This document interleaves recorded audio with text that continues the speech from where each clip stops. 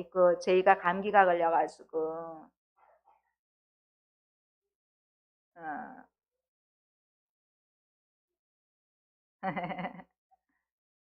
자, 힘들어. 저희가 힘들어요.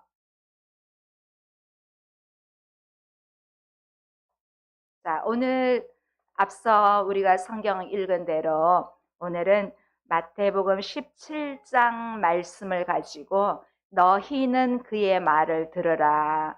이 5절에 있는 말씀을 제목으로 정했습니다. 오늘 이 말씀을 통해서 나에게 주시는 그 예수님의 말을 들을 수 있는 그러한 귀문과 우리의 마음문이 열려지기를 바랍니다. 예수님은요, 공생애 동안 12명의 제자들과 함께 일을 했습니다. 또 예수님 곁에는 12제자 외에도 많은 제자들이 있었습니다. 그런데 예수님은요, 그 중에도 특별히 예수님의 사랑을 받는 3명의 제자가 있었습니다. 바로 우리가 성경을 보았죠. 이들은 베드로와 요한과 야고보인데 예수님을 위한 헌신이 다른 제자들보다 더 적극적이며 인정을 받는 그러한 제자들이었습니다. 이 3명의 제자들과 함께 예수님은 산에 오르셨습니다. 자, 아까 우리가 읽었던 성경인데요. 다시 한번 볼까요? 1, 2절. 엿새 후에 예수께서 베드로와 야고보와 그 형제 요한을 데리시고 따로 높은 산에 올라가셨더니 그들 앞에서 변형되사 그 얼굴이 해같이 빛나며 옷이 빛과 같이 휘어졌더라. 자, 예수님은 첫 번째 순환 예고를 알려주신 후 6일째 되는 날 베드로와 요한과 야고보를 데리고 높은 산에 오르셨어요. 이 산의 위치가 정확하게 기록은 안 되어 있지만 우리는 보통 이 산을 변화산이라고 부릅니다. 예수님은 제자들 모두를 사랑했지만 똑같은 사명을 또 주신 것은 아닙니다. 예수님의 제자들 중에도 다른 제자들보다 더 큰 사랑을 받고 있는 제자들이 있었습니다. 그 첫 번째 제자 이름이 수제자 베드로입니다. 베드로는 여러분이 아시다시피 적극적인 성품을 가진 제자였습니다. 그래서 베드로는 예수님 앞에 칭찬받을 만한 신앙 고백을 했어요. 그 신앙 고백이 뭐지요? 주는 그리스도시여 살아계신 하나님의 아들이십니다. 이 고백과 함께 반석 위에 내 교회를 세우리라 하는 그런 칭찬, 특급 칭찬을 받으면서 제자들의 어뜸으로 인정을 받았습니다. 또 그 다음에 요한이 나오지요. 이 요한은 예수님의 특별한 사랑을 입은 제자입니다. 요한복음에서는요, 요한이 스스로 자신을 가리켜서 주님께서 사랑하는 제자라는 이름을 여러 번 말하고 있습니다. 이 요한은 정말 영적으로 가장 깊이 있는 그러한 사람이라고 부를 수 있습니다. 예수님이 십자가의 고난을 받으실 때도요, 다른 제자들은 다 도망갔지만 요한은 끝까지 십자가 곁에서 예수님의 고난에 동참했습니다. 그래서 예수님이 이 요한에게 육신의 어머니 마리아도 부탁했습니다. 이제부터는 너의 어머니라 그러고 또 마리아에게는 아들이 있다고 그렇게까지 이 요한을 사랑했습니다. 또 한 명이 더 나오죠. 야고보가 나와요. 이 야고보는요, 앞에 말한 요한의 형제예요. 그런데 이 야고보는 최초로 순교자가 된 사람이에요. 예수님은 어린 야고보가 주님을 위해서 최초의 순교자가 될 줄 알고 미리 아시고 이미 아시고 그를 더욱더 사랑하셨습니다. 자, 이 3명의 제자와 함께 높은 산에 올라가신 예수님은 그곳에서 변형되셨습니다. 주님의 변형된 모습을 보고 그 얼굴이 어떻게 합니까? 빛나며 옷이 빛과 같이 휘어졌다고 그렇게 마태는 기록하고 있습니다. 이 같은 주님의 모습은 하나님의 영광을 드러낸 모습입니다. 우리 아까 본 성경 3, 4절 한 번 더 볼까요? 그때 모세와 엘리야가 예수와 더불어 말하는 것이 그들에게 보이거늘 베드로가 예수께 여쭈어 이르되 주여 우리가 여기 있는 것이 좋사오니 만일 주께서 원하시면 내가 여기서 초막셋을 짓되 하나는 주님을 위하여, 하나는 모세를 위하여, 하나는 엘리야를 위하여 하리이다. 자, 이렇게 변형된 예수님의 모습에 이어서 천상의 존재인 모세와 엘리야가 등장합니다. 이 산에서 예수님이 영광의 모습으로 변형되신 이유는 하나님의 특별한 사명으로 예수님을 찾아온 모세와 엘리야와 이렇게 상면하기 위해서입니다. 하늘 영광의 모습으로 오는 그들과 함께하기 위해서는 예수님도 영광의 모습으로 변형되셔야만 했습니다. 자, 우리는 변화산에서 이루어진 이 모세와 엘리야와의 만남과 그 대화의 중심에는 앞으로 예수님이 고난받으면서 십자가에 죽으실 것을 여기 본문에서 볼 수 있습니다. 우리 여기 천상의 모습에서 모세와 엘리야를 볼 수 있잖아요. 모세는 율법의 대표자로 볼 수 있어요. 또 엘리야는 선지자의 대표로 보내심을 받았을 것이고 아마 이들은 하나님의 특별한 메시지를 가지고 왔을 것입니다. 천상의 방문객인 모세와 엘리야의 모습을 본 베드로는 예수님께 3개의 초막을 짓는 것이 좋겠다고 제안을 합니다. 아마 베드로는 이런 광경이 장시간 동안 계속 될 것이라고 그렇게 생각했을 것입니다. 베드로는 그들의 현재 위치가 산이기 때문에 이 산에서는 일반 가옥을 짓기에는 좀 무리라고 현실적으로 무리라고 생각하면서 초막을 짓는 것을 제안했습니다. 사실 이 초막은요, 초막절에 이스라엘 백성들이 지은 초막을 의미할 수도 있습니다.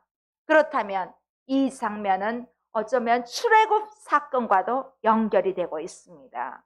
베드로가 이처럼 여기에다 초막을 짓고 싶다고 말할 때 호련히 빛난 구름이 저희를 덮으면서 구름 속에서 소리가 들렸습니다. 자, 이 소리는요, 이미 예수님께서 침례를 받으실 때 이러한 소리를 한번 들었습니다. 그런데 오늘 변화산에서 또 이 소리를 듣게 됩니다. 5절 읽겠습니다.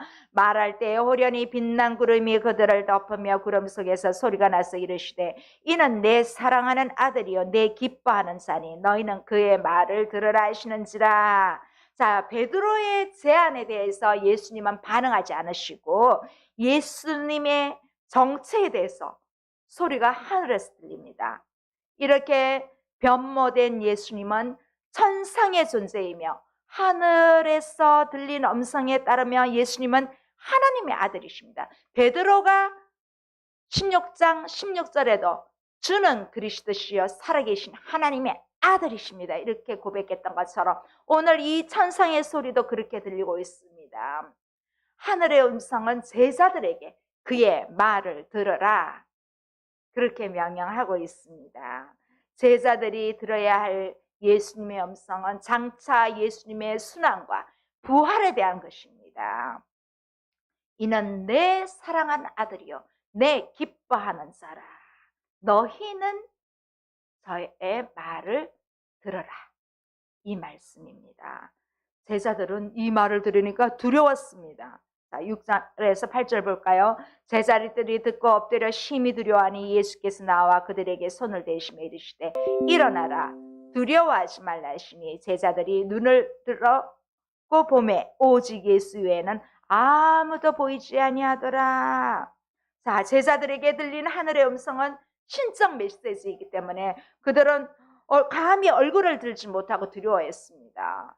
여러분 조선시대나 뭐 그런 시대의 영화나 드라마 보면 임금님 앞에는 고개 뻣뻣하게 대답하는 신하들이 있어요? 없어요. 다 고개 떨고 가잖아요. 지금 이 하늘의 음성을 들은 제자들은 예수님을 감히 똑바로 눈뜨고 볼 수가 없어서 얼굴을 들지 못하고 두려워하고 있습니다. 예수님은 두려워하는 제자들에게 손을 대십니다. 제자들이 봤던 영광스러운 예수님의 모습은 지금 그들과 함께 있는 것입니다. 그들과 함께 있지만 그들은 두려워하고 있습니다. 예수님의 말씀을 들은 제자들이 위를 쳐다보니까 이제는 앞서 천상의 존재로 오신 모세나 엘리야의 모습은 보지 않고 오직 예수님 한 분밖에 보이지가 않았습니다. 모세도 엘리야도 보이지 않고 구름도 다 사라져 버렸습니다. 이렇게 모세와 엘리야의 등장과 구름 속에서 들린 음성이 제자들에게 예수님에 대해서 가르치는 핵심입니다. 그런데 여기서 마태는 다 떠나고 예수님은 홀로 있다는 사실을 더 강조하고 있습니다. 하늘의 영광스러운 모습을 얻기 위해 지금 예수님은 현재 고난의 길을 걸어야 하는 것이 바로 이 예수님의 보여주고 있는 예고의 모습입니다. 이렇게 변형된 예수님의 모습이 아니라 변형된 모습이라면 너무 좋겠지요. 그런데 예수님은 이후에 고난의 길을 가는 한 인간으로서 제자들과 지금 함께 하고 계십니다. 자, 9절 11절 볼까요? 그들이 산에서 내려올 때 예수께서 명하여 이르시되 인자가 죽은 자 가운데서 살아나기 전에는 본 것을 아무에게도 이르지 말라 하시니. 자, 예수님은 제자들과 산에서 내려오는 길에 너희 산에서 본 것을 아무한테도 말하지 말라 그렇게 하시는 거예요. 만일 이 제자들이 이 영광스러운 모습을 보고 막 여기에 빠져 있다면, 그리고 다른 사람에게 알린다면 어떻게 될까요? 이 무리들은 바로 이분이 메시아다, 잘못된 메시아를 또 생각하게 되고 기대하게 됩니다. 그리고 아울러 이 3명 외의 제자들도 혹할 수 있습니다. 그러면 앞서 싸웠던 것처럼 와, 우리 이제 하나님 나라 가면 우리 주님이 메시아가 되시면 우리는 영의정, 자의정, 우리는 뭐 판서 이런 자리를 얻을 거야 하고 이렇게 또 싸우게 되는 거예요. 그래서 예수님은 이 3사람의 제자들에게 너희가 본 것을 아무에게도 말하지 말라 이렇게 당부하시는 거예요. 이 변모 사건은 예수님의 정체와 운명을 계시하기 때문에 제자들이나 또한 오늘 이 시대를 살고 있는 우리 성도들이 아들이신 예수님의 말씀에 순종해야 할 것을 강조하고 있습니다. 이렇게 영광스럽게 변모한 예수님의 모습은 역설적이게 십자가의 고난을 예견하고 있다는 것입니다. 제자들은 영광스러운 예수님처럼 또 뭐라고 할까요? 자신의 운명도 이렇게 받아들여야 돼요. 예수님이 고난의 길을 가게 되면 제자들도 고난의 길을 가게 되고, 앞으로 장차 예수님께서 영광스러운 모습으로 변화될 것을 제자들도 똑같이 자신들이 그러한 길을 살라고 예수님이 보여주신 것입니다.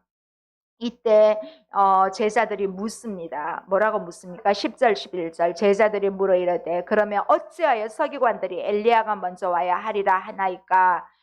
예수께서 대답하여 이르시되 엘리야가 과연 먼저 와서 모든 일을 회복하리라. 자, 이제 예수님의 명령을 들은 제자들은 조금은 의도적으로 주제를 엘리야로 바꾸고 있습니다. 서기관들은 율법을 해석하고 또 율법에 대한 전문가들이잖아요. 그래서 제자들은 왜 서기관들이 엘리야가 먼저 와야 한다고 가르치냐, 그 사실을 언급하고 있어요. 그래서 예수님은 엘리야가 먼저 와야 하며 그의 사역은 모든 일을 회복시키는 것이라고 오늘 이렇게 말씀하고 있습니다. 이미 회복시키는 엘리야의 역할은 말라기 4장에서 이미 제시되었습니다. 자, 오늘 또 12절 13절 볼까요? 내가 너희에게 말하노니 엘리야가 이미 왔을 때 사람들이 알지 못하고 임의로 대오하였도다. 인자가 이와 같이 그들에게 고난을 받으리라 하시니 그제서야 제자들이 예수께서 말씀하신 것이 침례 요한인 줄을 깨달으니라. 자, 엘리야는 이미 왔다고 합니다. 우리가 앞서 마태복음 11장 14절에서도 봤습니다. 예수님이 감옥에 갇혀 있는 요한을 가리켜서 오리란 엘리야가 곧 이 사람이니라 그렇게 하셨습니다. 그래서 서기관들은 엘리야가 먼저 와야 한다고 가르쳤어요. 그런데 그들은 이미 엘리야가 왔지만 모릅니다. 자, 이렇게 본문에서는 엘리야가 온 것을 알지 못하는 그들 말이죠. 이 그들이 누구인지 구체적으로 밝히지는 않습니다. 근데 우리가 여러 정황으로 봤을 때 이 그들은 요한을 체포해서 죽인 자들을 포함해서 더 나아가서 돌아온 엘리야인 요한이 오실 분으로 소개한 예수님의 정체를 알지 못하고 배척한 이 모든 사람들을 포함할 것입니다. 자, 요한의 정체를 모르는 사람들은 요한이 증언한 그 예수님의 정체를 알 수 없기 때문에 요한을 대했던 것과 똑같이 메시아인 예수님에게도 그렇게 예수님을 배척하고 또 죽음으로 결국 내보냅니다. 이렇게 민족의 회복을 기다린 고대하고 있던 유대인들은 자신들의 시각으로 성경을 해석하고 성경을 바라보고 오해해서 예수님의 정체를 전혀 알지 못하고 있습니다. 그런데 지금도요, 예수님을 잘못된 신앙관으로 또 철학관으로 배척당하고 있습니다. 지난 주간에도 시장에 한번 갔는데, 하나님 어머니를 아십니까? 이렇게 전도지를 주는 겁니다. 여러분, 하나님 어머니가 어디십니까? 안상홍. 하나님의 교회. 조심해야 됩니다. 그 사람들 들이대면서 하는 말이 그렇게 말하고 있습니다. 그래서 그냥 아닙니다. 외면하고 왔습니다만은 지금 이단들이 판칩니다. 이렇게 잘못 알고 있기 때문에 신천지 또 이마트 앞에서도 막 둘이 짝지어서 막 하고요. 대단합니다. 이 광주에도요. 그러니까 다른 더 큰 지역에는 얼마나 더 대단하겠습니까? 우리가 말씀을 잘못 해석하고 잘못 보면 우리도 쉽게 넘어갑니다. 대학생들이 얼마나 똑똑합니까? 그런 친구들이 다 신천지 빠져고 나갑니다. 아직까지 제 친구 딸도 지금 못 나오고 있어요. 예, 다행히 집사님 한 분은 저랑 성경 공부하면서 잘 빠져나와서 감사한데 제 주변에만 해도 이렇게 있더라고요. 이렇게 우리는 갈보리 산의 고난이 없는 변화산의 영광은 볼 수 없습니다. 반드시 고난 뒤에 부활이 있습니다. 여러분들도 뭐 가정에서나 사회에서나 이런 부딪힘이 있을 때 그 고난을 넘기면 더 이제 행복이 찾아오고 그렇습니다. 마찬가지로 우리 신앙인들은 이 갈보리산 고난이 없는 이 변화산의 영광은 없습니다. 고난 뒤에 더 단단해지는 것입니다. 이렇게 예수님과 3명의 제자들이 산에서 내려오자 갑자기 나머지 제자들에게서 도움을 얻지 못한 어떤 사람이 예수님께 와서 무릎을 꿇고 간청합니다. 자, 14절에서 16절 볼까요? 그들이 무리에게 이르며 한 사람이 예수께 와서 꿇어 엎드려 이르되 주여 내 아들을 불쌍히 여기소서. 그가 간질로 심히 고생하며 자주 불에도 넘어지며 물에도 넘어지는지라. 내가 주의 제자들에게 데리고 왔으나 능히 고치지 못하더이다. 어떤 사람이 자신의 아들이 간질로 비참하게 고통을 겪고 있으면서 이제 자주 불과 물에 들어가니까 얼마나 안전하지 못해요. 불과 물로 인해서 얼마나 사건 사고가 많이 납니까? 이 간질로 인해서 자꾸 불에 들어가고 넘어지잖아요. 물에 들어가고. 그러니까 생명이 위급하니까 이 아버지가 정말 산 밑에 있는 제자들에게 와서 우리 아들 좀 고쳐달라고 했는데 못 고치더이다. 그렇게 예수님과 세 제자가 내려오니까 이렇게 일르고 있어요. 사실 이미 예수님은 12제자에게 이런 모든 권능을 다 주셨습니다.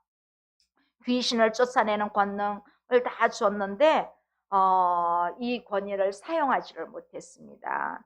여기 있던 제자들의 실패는 믿음이 작음과 함께 영적인 둔함 때문입니다. 지금 예수님이 메시아로 이 땅에 오시면 우리는 진짜 좌이성, 영이성 이런 다툼을 하고 있기 때문에 영적인 정말 둔감으로 이 사람을 고칠 수가 없습니다. 그래서 예수님은 제자들의 실패를 보고 나서 믿음이 없고 패역한 세대라고 하시면서 탄식합니다. 그래서 믿음이 없고 패역한 그 당시의 세대를 향하여 탄식하신 것입니다. 자, 17, 18절 볼까요?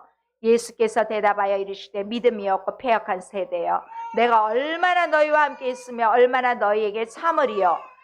그를 이리로 데려오라 하시니라. 이에 예수께서 꾸짖으시니 귀신이 나가고 아이가 그때부터 나으니라. 자, 예수님은 아비에게 그 아이 데려오라 하십니다. 이 데려오라 하신 말씀은 내가 그 문제를 해결해 주겠다는 그러한 말씀입니다. 그런데 이 데려오라고 내가 그 문제를 해결해 주겠다고 하실 분은 오직 예수님밖에 없으십니다.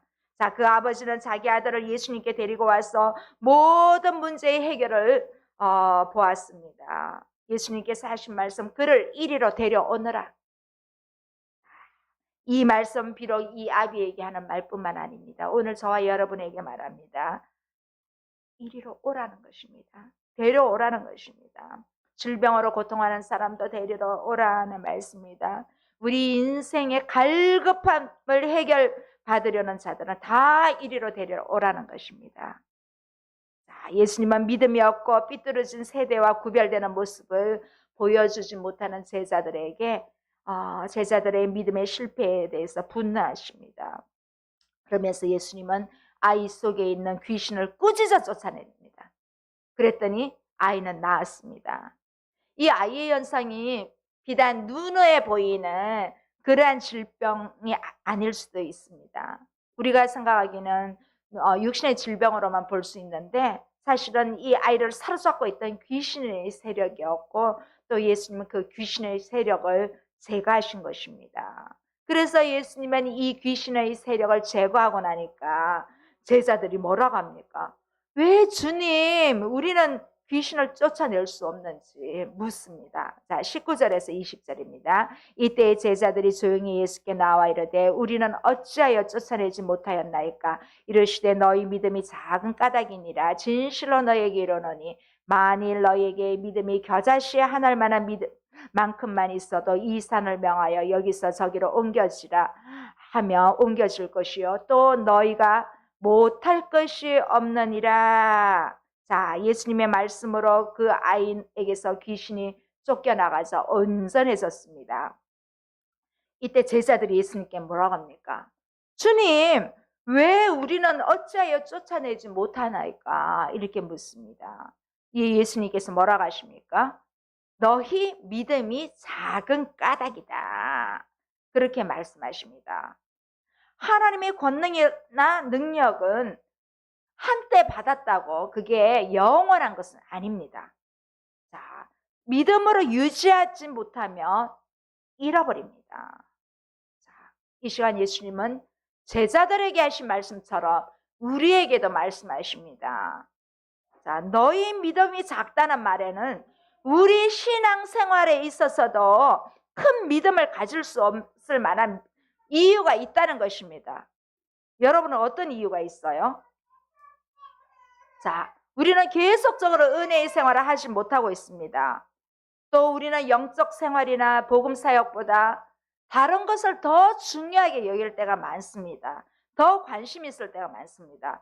우리의 기도 생활이, 여러분은 얼마나 기도를 합니까? 우리의 기도 생활에 관심을 두지 않습니다. 기도 없는 생활은요, 우리 쉽게 믿음을 잃어버릴 수가 있습니다. 근데 여러분 기도를 하잖아요. 쉽게 믿음을 잃어버릴 것 같아도 제대로 돌아옵니다. 자, 또 어떻습니까?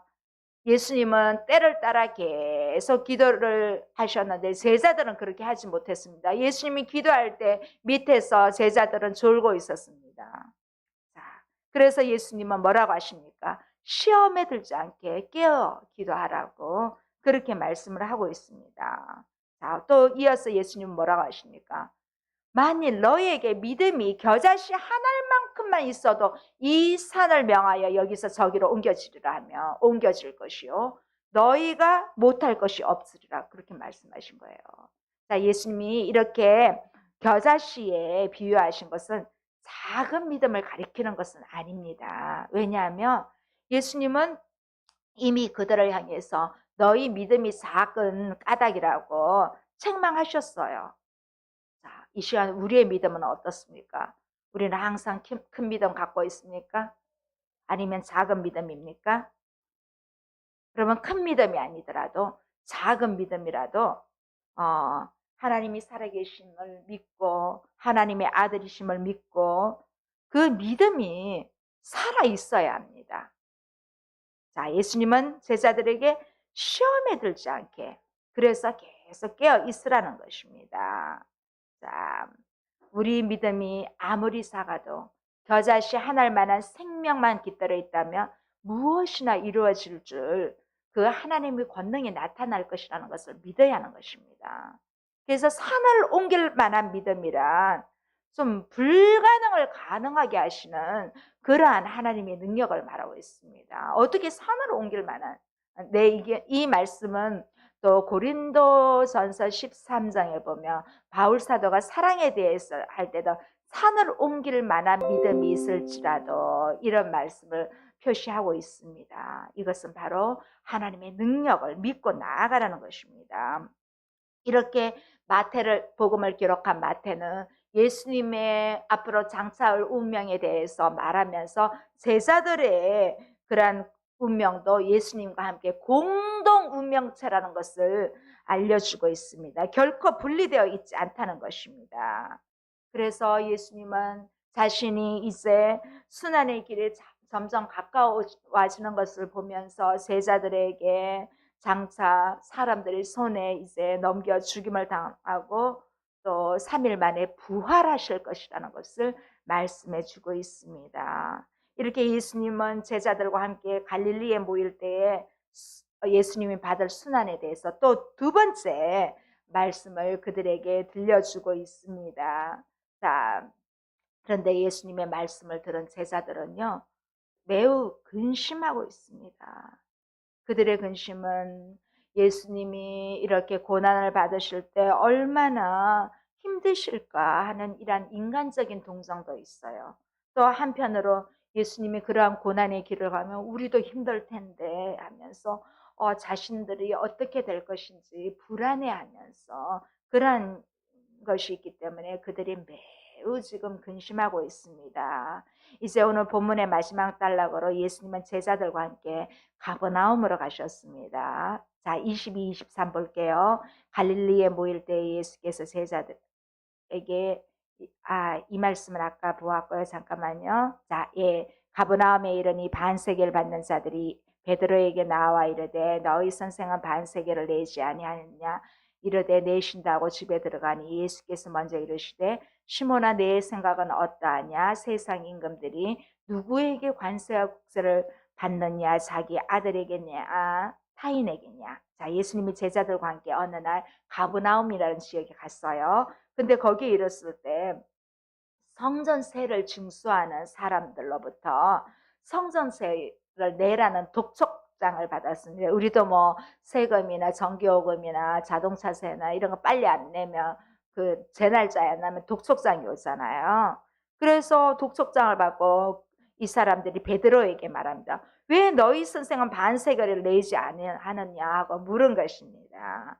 사실 이 유대 사람들은 20세 이상 된 그 이스라엘의 남자들은 율법에 의해 매년 반세겔의 돈을 성전세로 의무적으로 바쳐야 했습니다. 이 반세겔은 2드라크마와 같은 액수입니다. 이 드라크마는 헬라의 은전으로 로마의 데나리온과 동일한 그러한 화폐 가치를 갖고 있습니다. 이 반세겔은요, 이틀간 노동자 임금에 버금가는 액수이기 때문에 아주 적지는 않습니다. 그래서 이스라엘 사람들 중에서 이렇게 20세 이상 된 사람, 남자들에 한해서 의무적으로 내야 하는 그런 일종의 세금입니다. 그런데 예수님은 아마도 이 성전세를 안 냈던 걸로, 제때 안 냈던 걸로 보고 이 사람들이 찾아와서 수제자 베드로에게 말을 합니다. 그런데 이 성전세를 징수하는 자들이 예수님으로부터 이 돈을 받으려고 고향 땅에 이르렀을 때 예수님께 찾아와서 베드로에게 왜 안 내느냐고 그렇게 따진 것입니다. 그래서 예수님은 뭐라고 합니까? 시몬아, 네 생각은 어떠하냐? 세상 사람 임금들이 누구에게 관세와 국세를 내느냐 하면서 이렇게 말씀을 하고 있어요. 자, 그래서 이 베드로는 타인에게 낸다. 그렇게 말했어.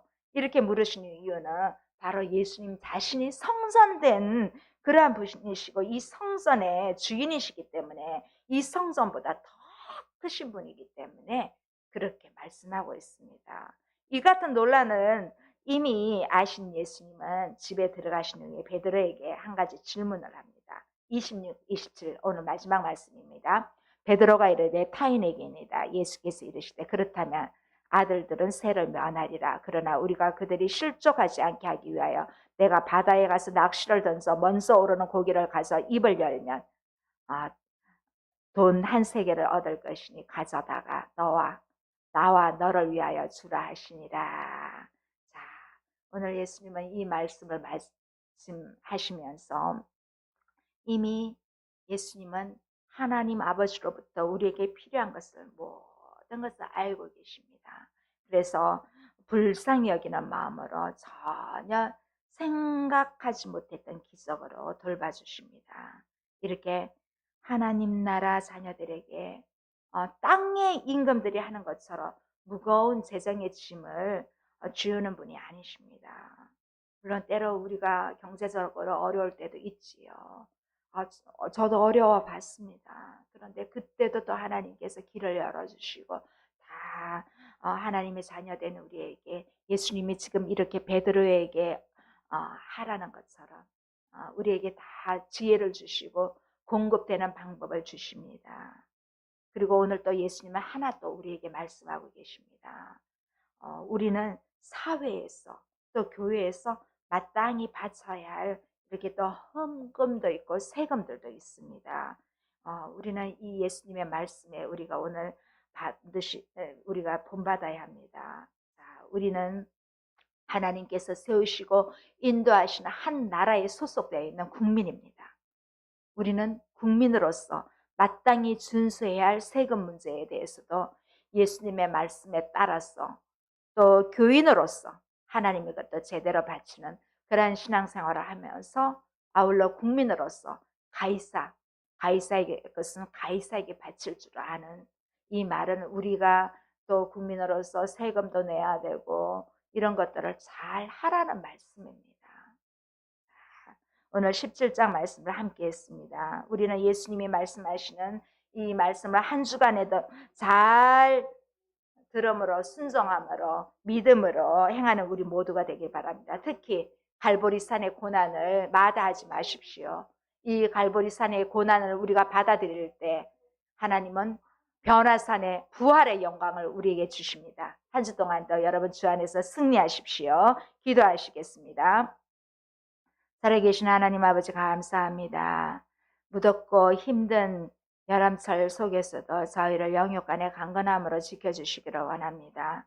하나님 아버지, 우리가 때때로 얼마나 주님을 가까이 하면서도 멀리하고 있는지 모릅니다. 말씀을 제대로 묵상하고 또 제대로 기도해야 되고 우리가 또 복음을 전해야 되는데 그렇지 못하고 내 삶을 우선으로 하다 보니 주님의 일은 다 멀리할 경우가 많았습니다.